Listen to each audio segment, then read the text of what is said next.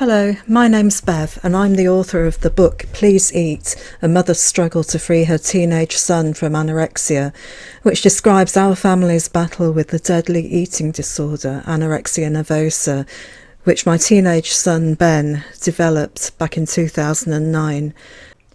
Welcome to Chapter 9, which is called Going Private. I decide to start at the top and go for a private psychiatrist. Psychiatrists seem to be the most expensive, so logic implies their treatment must be the most effective.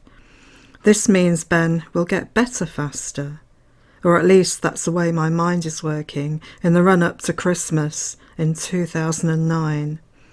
Eventually, I find a psychiatrist that can see us over the busy festive season.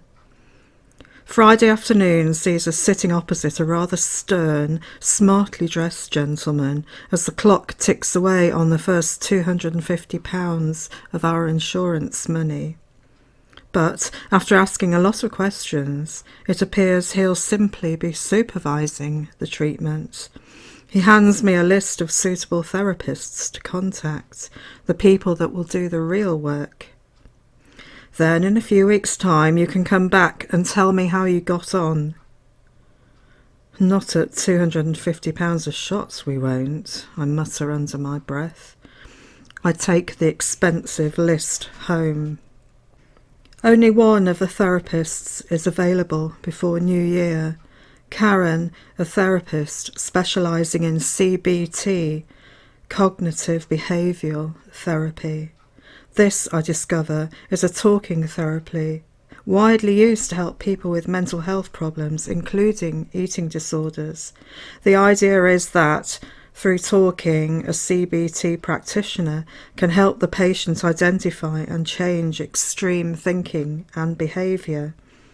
Or at least that's what the internet says as I do a quick CBT cramming session.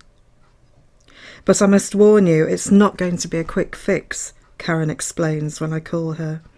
To be honest, Ben needs to be treated by a team of people, like CAMS.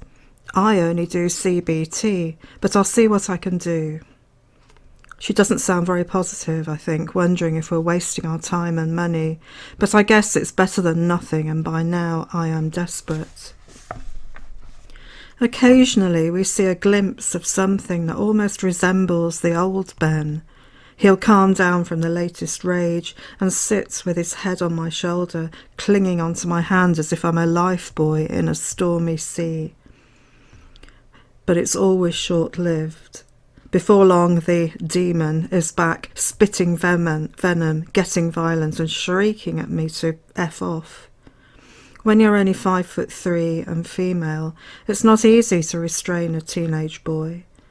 I've no idea where stick-thin Ben gets his strength from. Working out our weekly menus is becoming harder than ever. By now we're limited to a minuscule range of meals, each containing ingredients which I know Ben will eat without too much fuss. Ben's policing of the kitchen is also getting worse. Often I'll find him checking there's no contraband in the fridge, freezer or larder. Everything has to be zero fat, and if an extra light version is available, then we have to buy that. One day he tips all the cheese into the trash bin because, it appears, we're not allowed to eat cheese anymore. I stand there aghast. Woe betides me if I attempt to fry anything. Even frying a chopped onion in a tablespoon of oil is a criminal offence. Why fry when you can dry fry? The slightest globule of oil is described as swimming in fat and results in violent refusals to eat. When you've just cooked a meal that your child refuses to eat, what can you do? If it was a normal teenager, you'd tell them that it's either this or nothing. But with a teenager with anorexia, you can't. You know they have to eat. Sometimes I end up cooking a brand new meal, or, on the occasions when I've reached the end of my tether and have to get out of the kitchen before I smash the place to pieces, we'll go out to eat.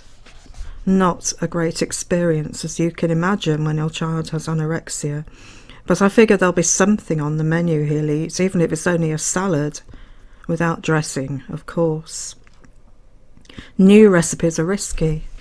I take a sharp intake of breath as I remember the day when I foolishly decided to cook smoked mackerel burgers. Was I aware of how much fat there is in mackerel?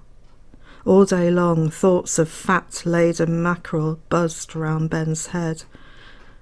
I knew because he kept texting me about it. By the time he arrived home, he was in a terrible state. At meal times, our portions have to be identical. Absurdly, I find myself weighing them out in front of Ben to prove there isn't a nanogram more on his plate than on ours. If there is, he'll throw a wobbly or remove food from his plate and deposit it on mine. "I've got loads more than you, Mum," he'll say accusingly. I used to love cooking, and now I loathe it. From the moment I walk into the hated kitchen, I'm in a state of high anxiety. The slightest creak on the staircase, and I'll throw the extra lean minced beef, tomatoes, or whatever into the chopped onion, which I've dared to fry in oil. I'll stir vigorously to remove any sign of oil, and then stir it again just to make sure. And all the time I pretend to be acting normally. Sometimes I even find myself nervously singing songs in a bid to distract Ben from what's going on in the kitchen. With Christmas just around the corner, I sing Winter Wonderland over and over again until I'm sick to death of it. See, I am so happy and relaxed. As a mother, it has always been my job to feed my child, and my son has a lifelong history of demolishing food as if it's going out of fashion. Before the anorexia, he'd hoover up every single morsel and demand more, while I'd look on with indulgent satisfaction. My son could eat for England. Yet now, the thought of feeding him puts the fear of God into me. One false move and kapow, the demon erupts. I live in dread of Ben walking into the kitchen to find me adding an extra tablespoon of oil to the pot. A layperson might say, "For God's sake, just make him eat. To hell with the repercussions, you're his parents." But it's almost impossible to describe the ice-cold fear you have of the demon, the thing that's inside Ben, which, without much provocation, could make him take his own life rather than eat. By this time, suicide is a constant worry. I feel as if we're living on a perpetual knife edge. I find myself hiding contraband like cheese, ground almonds, and so on in strange places, ready to slip into the mix as soon as Ben is upstairs, my body ramrods straight with tension in case I'm found out, frantically tasting the food to make sure the extra ingredients aren't detectable. If in doubt, I don't add anything. The sheer, blind terror I feel at times like these is beyond description. Yet at the same time, I can't help but notice the absurdity of it all. Here we have a teenage boy who, like most teenage boys, should be eating his parents out of house and home. Yet I'm terrified of a small chunk of cheese. Only the other week, her mother was laughing about how her ravenous teenage son would arrive home from school, get out the bread, slather on the butter, and proceed to systematically clear the contents of the fridge. Her son, she exclaimed, had a huge breakfast every day, and then you never guess what he did next. He stopped to pick up a friend on the way to school and had a second breakfast there. It seems ludicrous that here I am, the parent of a teenage boy, the same age, my hand trembling with fear as I get some grated butter out of the freezer, tip some of it out and stir it into the rice pudding, all the time listening to make sure Ben isn't coming back downstairs. Then I hide the butter at the back of the freezer again. No, it isn't ludicrous, it is heartbreaking. How the hell did my son end up like this? I long for him to rush into the house after school, cram calorific snacks into his mouth, and still be ravenous by supper time. I wouldn't give a damn about how much my food shopping cost me. I'd get a second mortgage if necessary. If only my son would eat. A couple of years later, this all comes out into the open as I'm reading this manuscript to Ben. "You deceived me," he interrupts as I try to explain why I tweaked the food occasionally. "Yes, I admit I did add extra calories whenever I could," I respond. "Heck, Ben, you were falling off a cliff. I was fighting to save your life. I'd have done anything to save you. Any mother would do it. You'd do it. If you were a parent, I guarantee it. But I thought I could trust you." "You could and can trust me, Ben, you know that. But back then, while you were sliding into goodness only knows where, I was terrified the eating disorder would destroy you. I couldn't just sit back and do nothing." One day, I decide to strip all the grocery shopping of its packaging so Ben can't home in on the nutritional labels or tell if it's high fat, low fat or no fat. I also scribble out the calories and fat content from the recipes. Out of sight, I reason, means out of mind. But I haven't figured on Ben knowing every individual calorific value off by heart. Ben, who's always been pretty weak at maths, is a genius when it comes to adding up calories in his head and working out fat content. I even toy with the idea of swapping foods around, of buying standard cheese instead of fat-reduced cheese and putting it in a low-fat wrapper, or substituting zero-fat yoghurt for full fat.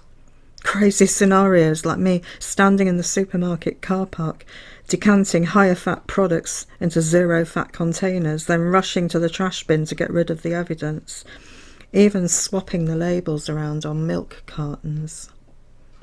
Absurdly, I worry Ben will appear out of nowhere and I'll be found out.